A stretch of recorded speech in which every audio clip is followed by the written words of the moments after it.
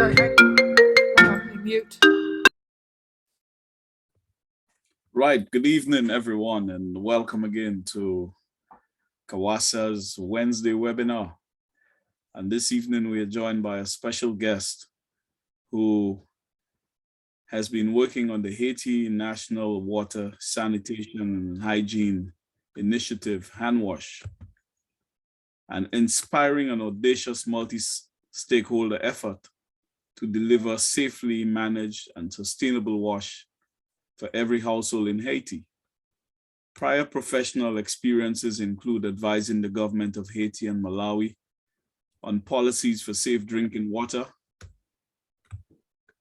directing a nonprofit in the United Arab Emirates, leading the digital transformation of a philanthropic foundation, and establishing a US $630 million Middle East focus infrastructure investment fund for the Macquarie Group.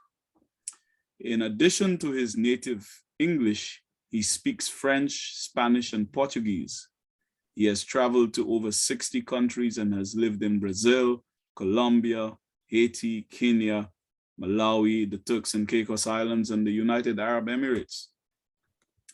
He holds a Master of Business Administration from the School of Business at York University in Canada, and a Master of Public Health from the Gillings School of Global Public Health at the University of North Carolina at Chapel Hill in the USA. His accomplishments in academia and nonprofit work have won him awards and honors, and he was named as a Rotary Peace Fellow in 2010. He speaks regularly at private and public engagements on his work in dealing with water and health issues. I have much pleasure to welcome this evening Mr. Ryan Rowe. Bienvenue, Monsieur Rowe, to our Wednesday webinar. Thank you so much, Ignatius. It's great to be here with you virtually in the Caribbean. Wish I could be there in person, but hopefully at some point in the not too distant future, that will be possible. Maybe at a sector gathering of some sort, something like that. So just a little caveat for all of you. I am not a technical wizard in the water and sanitation sector by any stretch. I have the privilege of leading an organization that is doing some inspiring work in Haiti. And a lot of that is based on the good work and experience and successes of others. The initiative that I'm here to tell you about today is it's a very special thing that we're doing that is based primarily on the work of the Rotary clubs of Haiti, who represent civil society in the country. They represent citizens, they represent communities. And basically what they're doing is triggering demand for better quality water and sewerage services. They're creating a willingness to pay, which, as many of you know, is sometimes a challenge in some contexts. And so by basically being a mouthpiece or a microphone for the community's needs, their priorities, they are basically helping to bring attention to those issues. And the lack of folks' human right to water and sanitation not being realized. And so HANWASH exists as a nonprofit organization to bring funding support and technical assistance to the Rotarians who are doing advocacy in their communities, who are being champions for the human right to water and sanitation. So that's a little bit of a background, and we are primarily a volunteer-driven organization, and we have only 2 employees at the moment, but we have a $1.8 million project portfolio and growing fast. And as we grow, we're looking to strengthen our capacity to execute, to deliver high-quality projects on time and on budget. We have many collaborators in this initiative, and I was very fortunate and feel privileged and honored to have been invited here today by Ignatius, but introduced to CAWASA by Valerie Jenkinson, who I'm sure all of you know. HANWASH is working closely with Operators Without Borders on two of the projects that are in our portfolio at the moment, because we are effectively building a base for professional operators of water systems in Haiti. And there is not much expertise. The sector is very, very shallow. And so we are looking to strengthen that capacity. So without further ado, I have some PowerPoint slides to show you. And I will take you through sort of like an overview of HANWASH, our vision, and the way that we are structured, as well as just a look at some of the work that we're doing now, and welcome questions at the end or by email at any point after this. You can reach me at ryan.rowe@hanwash.org or check out our website and send us a message through the website. So HANWASH, as I mentioned, is a Rotary-led and Rotary-inspired initiative. It was created by Rotarians from Haiti and the broader Caribbean region, and the concept emerged roughly in 2017. In 2018, it started to grow some legs. In 2019, it acquired a legally registered nonprofit status in the United States. In 2020, I was hired, and we just recently hired our second employee about 3 months ago. We have currently about 80 volunteers from Rotary clubs throughout Haiti and the Caribbean, and the United States and Canada. And we are now also starting to reach out to non-Rotary volunteers, which is really exciting, because for HANWASH to truly get to operational scale, we need to be able to embrace and engage a broad base of stakeholders: Haitians in Haiti, the diaspora outside the country, Rotarians all over the world, and non-Rotarians as well. Anyone who really truly wants to participate in this initiative has an opportunity to do so. So if any of you are interested in getting involved, please feel free to contact me. So HANWASH is an acronym. It just simply stands for the Haiti National Clean Water, Sanitation, and Hygiene Strategy. And the reason we were created was really to support the government in addressing a critical problem of lack of access to functioning and potable water, water infrastructure, and access to safe sanitation, really. The lack of governance and financing in the country, the lack of technical capacity, means that roughly half of water and sanitation infrastructure throughout Haiti does not function, or is broken down and not repairable, or has no continuity. We see that in the major cities, safe drinking water is scarce and leads to large queues. The resource is expensive. Mostly private entrepreneurs provide it, selling it from kiosks in containers of the sort you see here. And it is much more expensive than they would otherwise get through a professionally managed, regulated utility.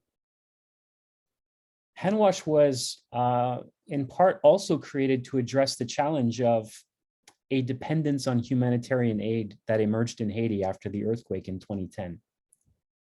Rotary realized that it could create a model where Rotary clubs could create that grassroots demand for true community-led sustainable development, and a willingness to pay for better water and sanitation service. And so they created a partnership with the government to do that. The government itself in Haiti, if you look at the way water and sanitation is measured globally, drinking water in particular, you know that the WHO and UNICEF, through the Joint Monitoring Program, have developed a set of indicators for measuring access to water and sanitation around the world. And over the last 20 years or so, progressing from the Millennium Development Goals to the Sustainable Development Goals, the way they measure that access has evolved now to a ladder of service consisting of 5 rungs, the top of which is safely managed drinking water, where drinking water is available on premises, free from fecal contamination and chemical contamination, and is available 24 hours a day. But as you can see here from the map, that red bracket shows that roughly 85% of the population in urban areas has access to basic drinking water. But what you'll notice is that safely managed drinking water does not show up in this chart.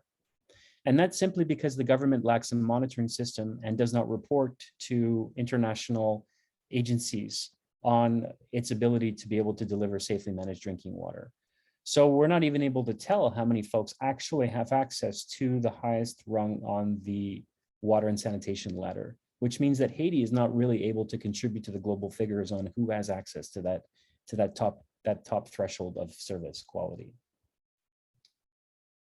So our vision is universal access. That means everybody in Haiti, 11.4 million people, have access to sustainable, financially and operationally, safer and more affordable drinking water and sanitation throughout the entire country, and to promote, where needed, the practice of good hygiene in schools, in homes, to be able to prevent people from getting sick when they do not have access to the safe water and sanitation that they need.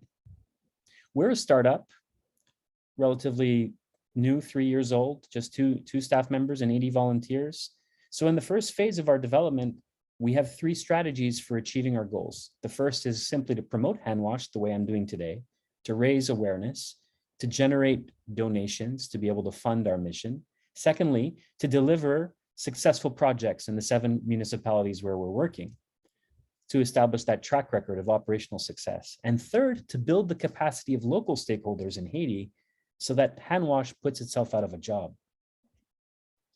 The only way that we'll really truly be able to deliver sustainable wash in Haiti is by creating the capacity at the local level for communities, for mayor's offices, for regional government officials to be able to manage, steward, coordinate the wash sector at large.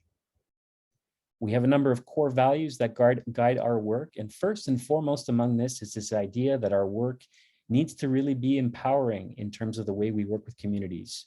That means putting them at the center of the conversation and waiting for them to articulate how and when they're going to take responsibility for the delivery and the management of water and sanitation services. This is particularly relevant in rural villages where you may have a water point that people still need to walk to 500 meters away, but it still needs some sort of a user fee contribution on a monthly basis. And so households, citizens' willingness to pay for that is going to be really, really important, the success of these investments in Haiti. Our model is collaborative. Volunteers, government authorities, and our partners are all welcome to participate. We find ways to bring them in a meaningful way so that they can contribute to what we're doing and participate in that. We aim to be systematic, thinking and planning and executing and learning from our work and delivering true impact around which sustainability is the key metric. This idea that the systems are revenue positive, meaning we fund the capital costs and communities are funding the operating costs through user fees. That they are operationally sustainable, meaning that the capacity exists to be able to repair these facilities if there's downtime, if there is a service disruption. And finally, that we are committed. The task in Haiti is quite challenging. It will take literally a generation, perhaps 2, to be able to reach 11.4 million people. But the idea is that we are not bound by funding cycles or a limited time frame where we say we will do this in 5 years. Our commitment is truly long-term. The way that Rotarians have been involved in eradicating polio from nearly every country on the face of the planet, we are aiming to tackle the same sort of outcome in Haiti around water and sanitation. We have a number of different partners. At a strategic level, at the national level, our partnership is a shared vision between the national government agency known as DINEPA, between Rotary, which covers the Caribbean region, and that's known as District 7020. There's about 2,500 Rotarians spread across 10 countries, including 800 Rotarians in Haiti. And Haiti Outreach, which is a non-government organization, a charity that has been working in Haiti for 25 years and has developed an evidence-based model for engaging villagers in rural areas in a way that truly empowers them to take responsibility for the management of rural water supply. We have a number of implementing partners, including our friends at Operators Without Borders, who have been with us now for, I believe it's over a year at least, and they are working with us on two of our big projects in the northeastern part of the country and in the central part of the country, and supporting us in developing standard operating procedures to improve the way small water utilities, extremely small water utilities in Haiti are being managed.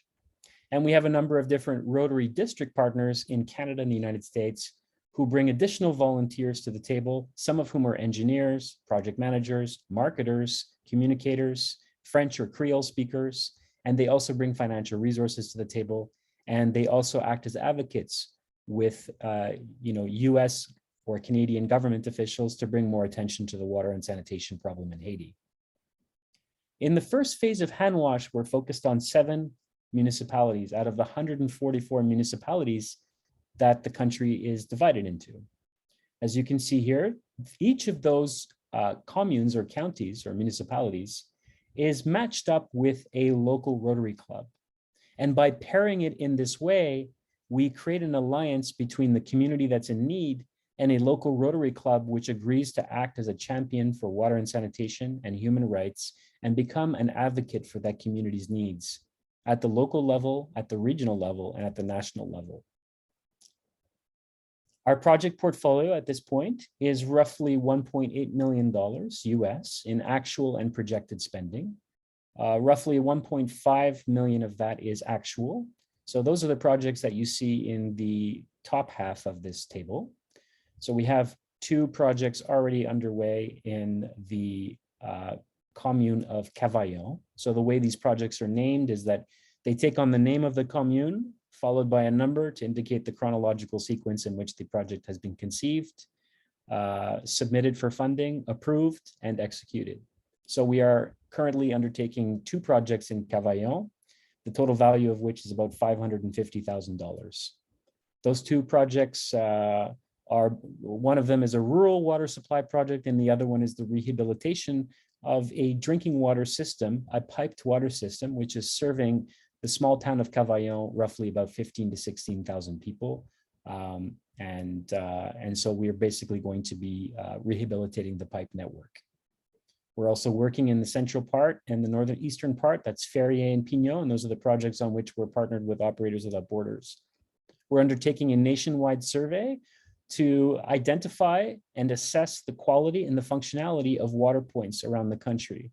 There's roughly 30 to 40,000 individual water points, not counting springs and existing water systems. And so we're doing that inventory to be able to establish a baseline for measuring our performance and our impact. And we have 2 projects that we're currently in the concept phase around, where we're developing the buy-in from the community, trying to articulate what the technical solution looks like, how much that will cost, and then thinking about what our financing strategy will be.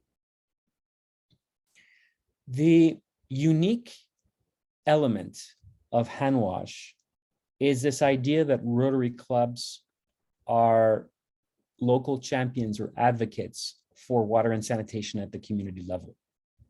So in each of the 22 Rotary clubs around the country, which you can see on the map on the left, we identify a single Rotarian in each club who acts as a HANWASH ambassador, and that person then becomes sort of a convener of different stakeholders to bring them all to the table and create a dialogue about what governance looks like.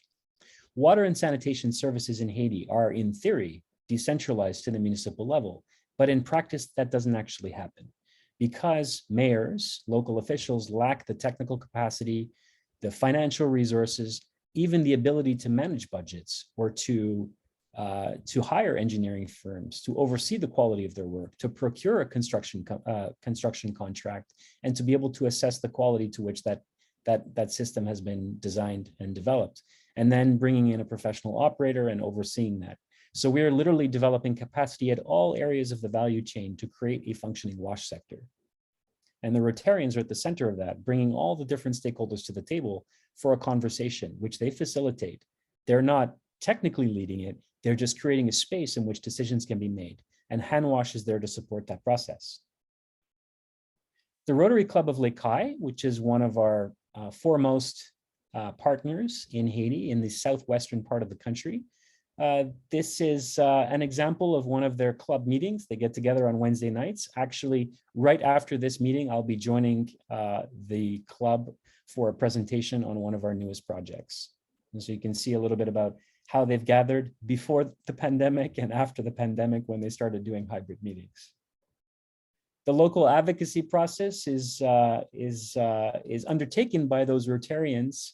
And one of the first outcomes of that advocacy process is this signing of a letter of engagement with the mayor's office of the commune with which they are paired. And this letter is the outcome of sometimes months-long conversations, knocking on doors, phone calls, WhatsApp messages, one after the other, persistence and tenacity, which is what eventually creates the relationship where the mayor says that he agrees with the core values of HANWASH, including that water and sanitation systems must be, to a certain degree, pay for service in order for them to function.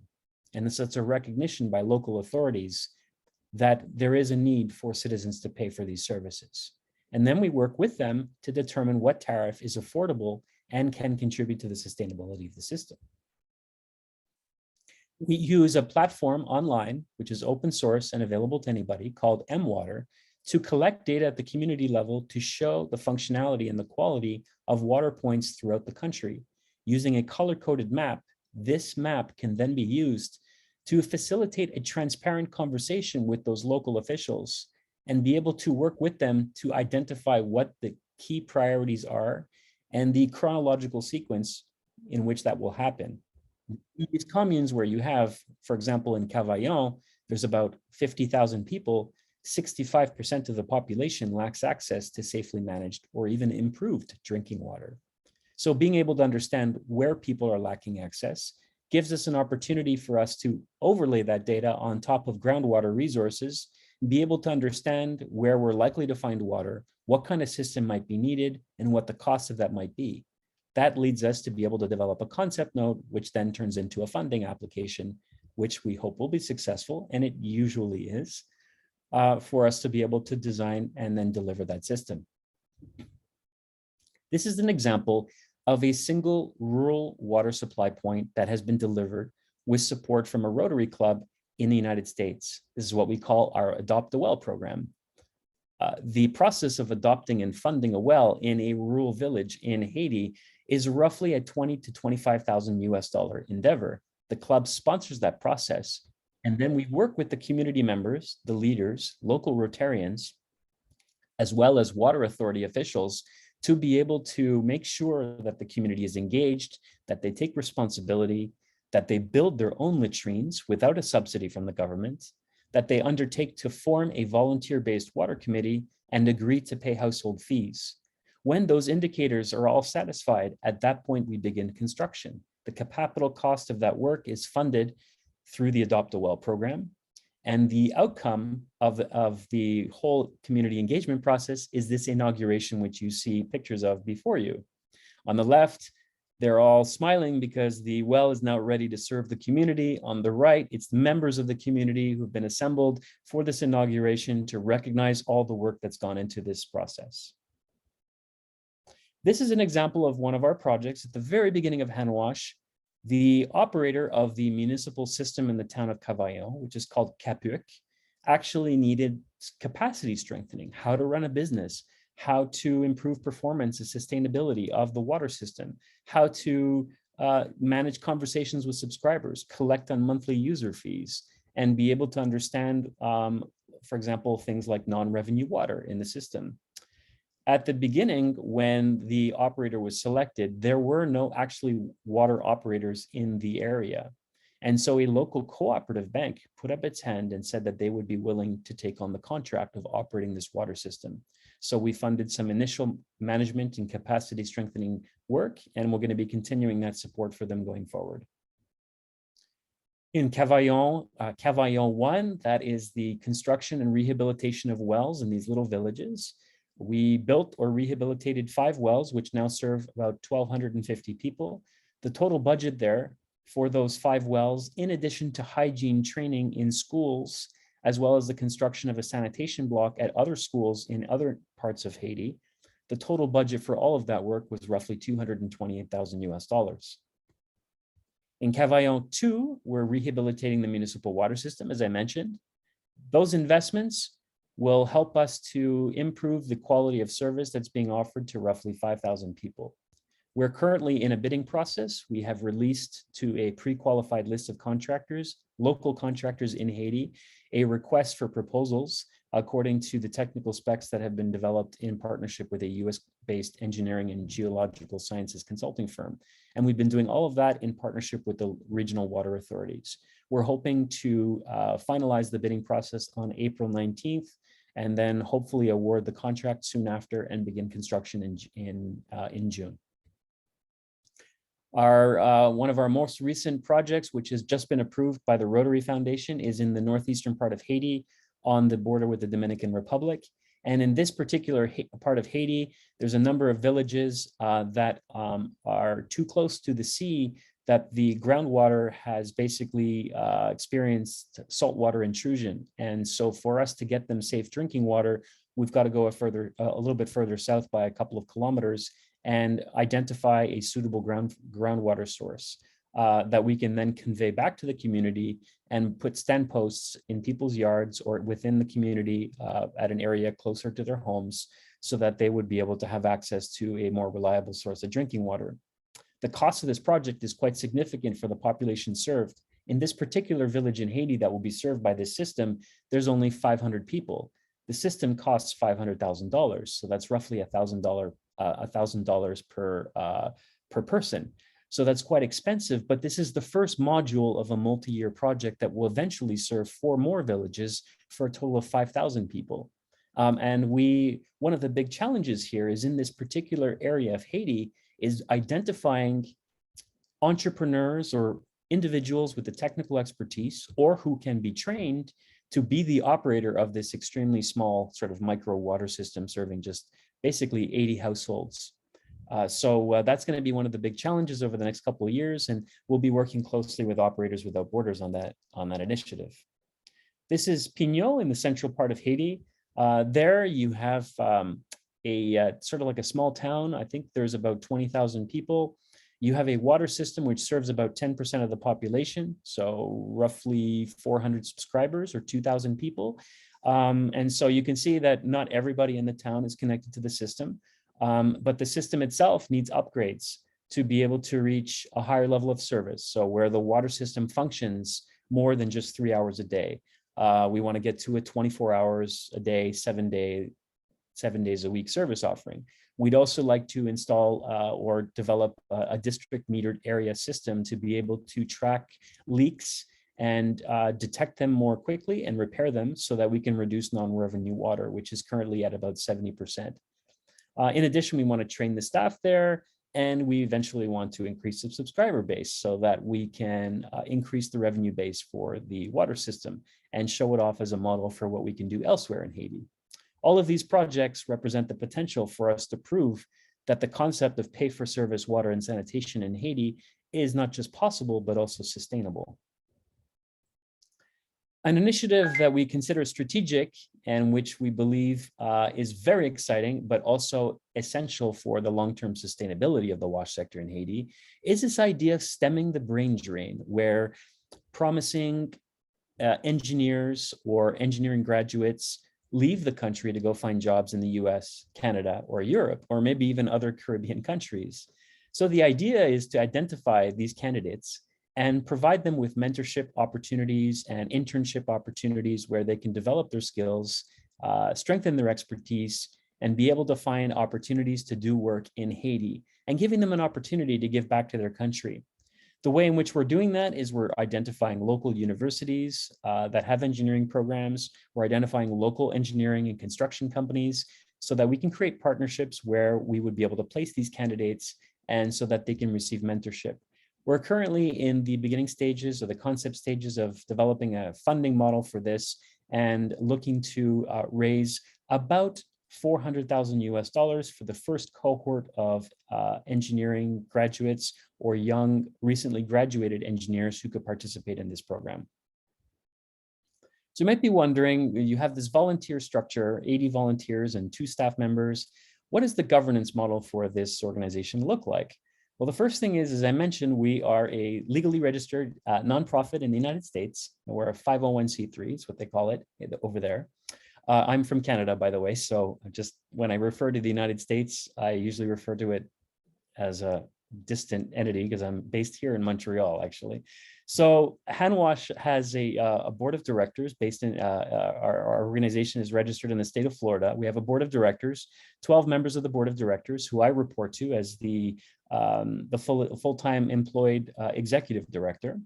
And I also have recently hired a staff member, a program support coordinator. She is based in Haiti, in Port-au-Prince. So she's my eyes and ears on the ground, and she acts to be able to connect the threads between the different volunteer teams we have. So on the left-hand side, you'll see that we have a steering committee. The steering committee is composed of 15 Rotarian volunteers, some of whom are also on our board of directors. The steering committee members lead a number of different teams who mimic the operations of any nonprofit organization or business, really. So we have a finance team, we have a marketing team, we have a performance measurement team, we have a project design team, we have a fundraising team, and so on and so forth. So each team is led by a Rotarian leader, and there are anywhere between 3 and in some cases 15 or 16 members of these different committees.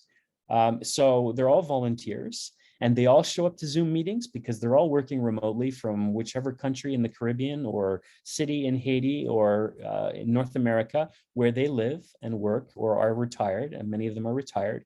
And they connect on Zoom to collaborate with each other. And they've been doing this throughout the entire pandemic. It's only recently that we've started in-country travel again to Haiti, but we've proven that this model can work virtually.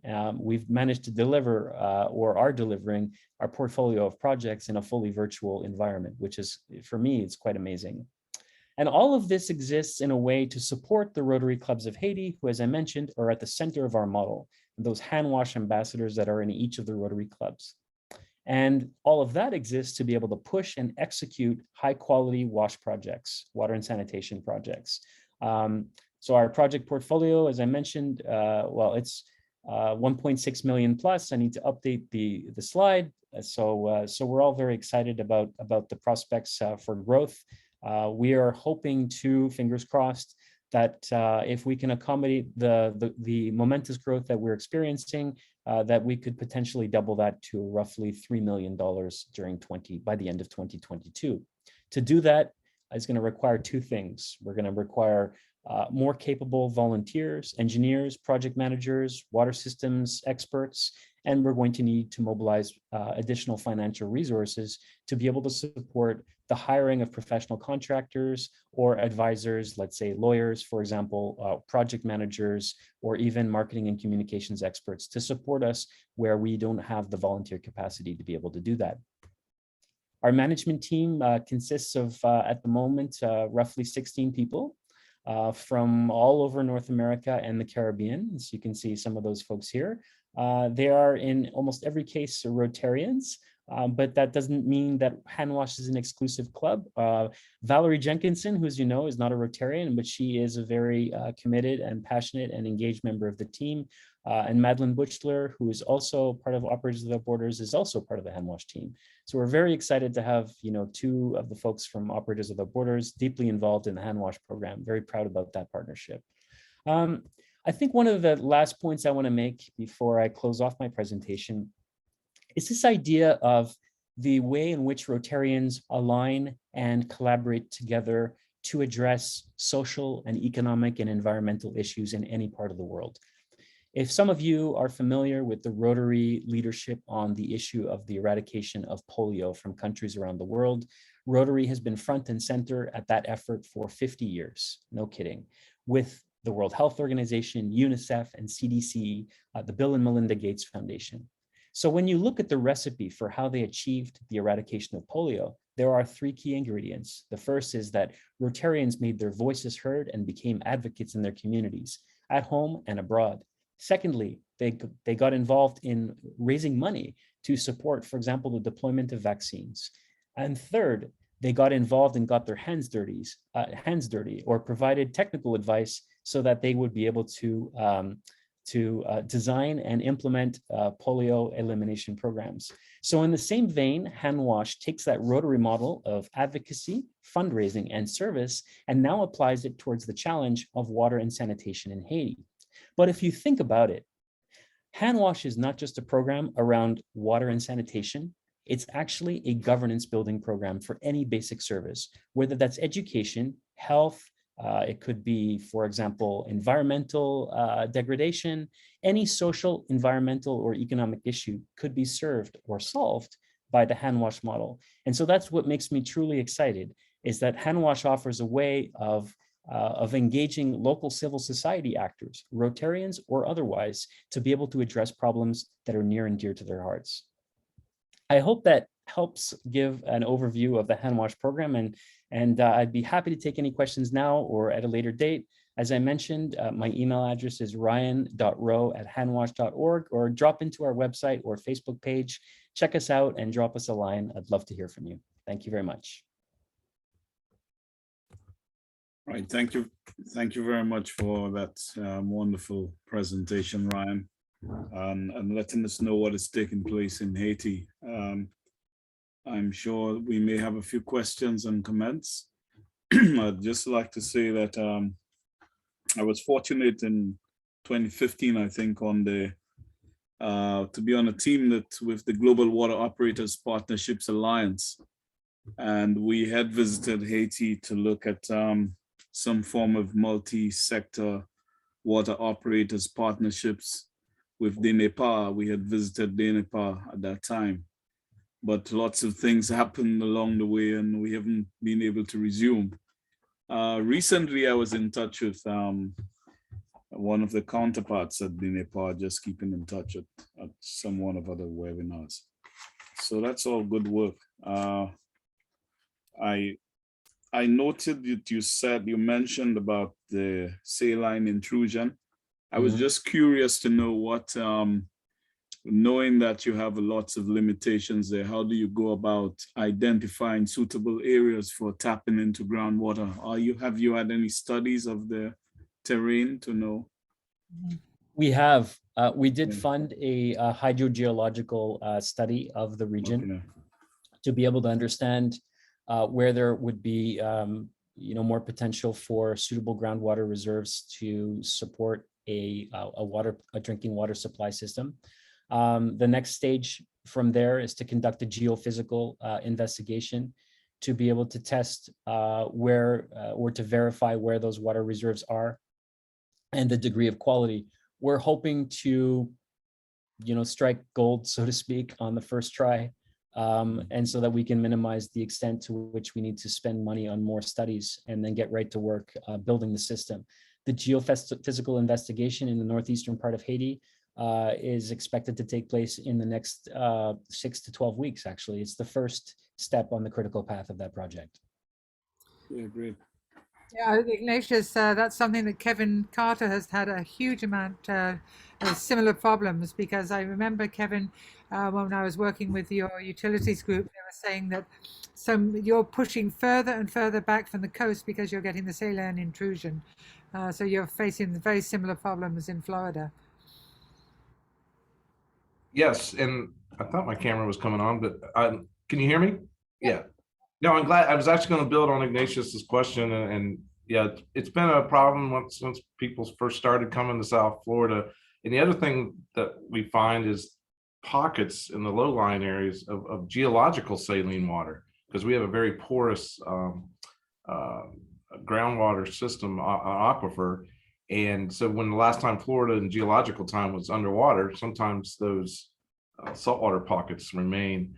And then I was also going to mention to Ryan, in the coastal areas, sea level rise is certainly, definitely exasperating. And so you're collecting good data, not only for the utilities and the communities to use, but it'll be good, important historic data, 5 years from now, 10 years from now, watching the saltwater intrusion continue on. Exactly, Kevin, and we're trying our best to create a model for where we can upload that data and make it available online to the public, into the public domain. So we're going to be using that MWater platform to be able to do that. And I guess this is a good opportunity for me to mention that, you know, we're not ignoring the need for us to consider a sustainable groundwater management strategy, a watershed management strategy. This is not an area where we have a huge amount of expertise internally, so we're looking outside. We're trying to recruit folks who can come and advise us on that. But we are undertaking actually a feasibility study in the southern western part of Haiti to look, for example, at how groundwater is recharged by surface water sources, by rain, to be able to create a recharge model that would then inform further development and stewardship, good stewardship of water resources. Yeah, That's super. Modeling is so important if you can get it. I mean, it's really good. I was in Haiti working with the NEPA probably in 2010, and it almost seemed like an insurmountable problem to, you know, provide drinking water and then sanitation as well. It was even less. And that's why I've been very, very excited and wanted to partner with HANWASH and become part of their team, because this is something that really has legs. It's sustainable. With Rotary Club, you've got the community involvement, you've got all the pieces there. Because coming away from Haiti, you know, before you think, God, is anything ever going to make a difference? And probably, Ignatius, you've had that similar feeling when you've been there or talked to people. It's almost like it's insurmountable. But you know, how do you eat an elephant a bite at a time? So we're pulling out. We've got 7 communes right now, and it's really exciting. And our operators without borders, we're looking at the capacity building. Ryan talked about the district metered areas, and that came through a presentation that Operators Without Borders was able to put on with one of our experts. And we recently tied into Stuart Hamilton, who was presenting to CWWA on their water loss program. And Ryan, you haven't updated your slide because it went back up, I think, to 90% leakage. It wasn't leakage, 90% non-revenue water, because somebody was stealing the water. So we're getting that back now down to 70%, but it was as high as 90%. So that's why very similar problems. I mean, if you look at Barbados, it was around about 60%. If you haven't got the district metered areas and you don't do it right, you're not going to solve the problem. So we've got an opportunity in small pilot projects to really do things right and then to expand them right throughout the country. And I'm really excited about it. I get excited about a lot of things, but it is the first time I've seen something that I think is really, truly sustainable in Haiti. Yeah, well, I have to thank you again, Valerie, for connecting us with Ryan and for him to share a lot of that body of work that is taking place in Haiti, because for many of us in the Caribbean, I mean, you hear of Haiti and a lot of the challenges they face, but you don't ever get on, and these things don't get into mainstream media anyway. So what happens is that people don't know of some of the work that is taking place and the possibilities for lending a hand to Haiti in many respects. So I'd like to thank you both, and particularly Ryan, for taking time from his busy schedule to join us and to share those experiences with us. And I know that he too is someone into service clubs and has a lot of speaking commitments and engagements. So we wouldn't want to detain him for much longer, and would like to thank all of you who have joined. And certainly we're going to be sharing this on our YouTube platform. And of course, we do email that immediately following to all who have participated and who registered for the webinar. So I'm Ignatius Jean, Executive Director at CAWASA, signing off from our Wednesday webinar series, number 12 in our 22 series, and hoping to see you again next week. So keep safe and well, and all the best. Thank you for joining us. Yes, thanks, Ryan. Thank you, Valerie, Kevin, everyone. Appreciate being here. Thank Have a good you. evening. You've got the speaker lined up for next week, I believe. That's not one of mine. Okay, I'll check that out. I'll follow up with you. Okay. Follow up if you need Yeah. some help. Okay then. It's all Bye-bye. next week. Okay, bye everybody.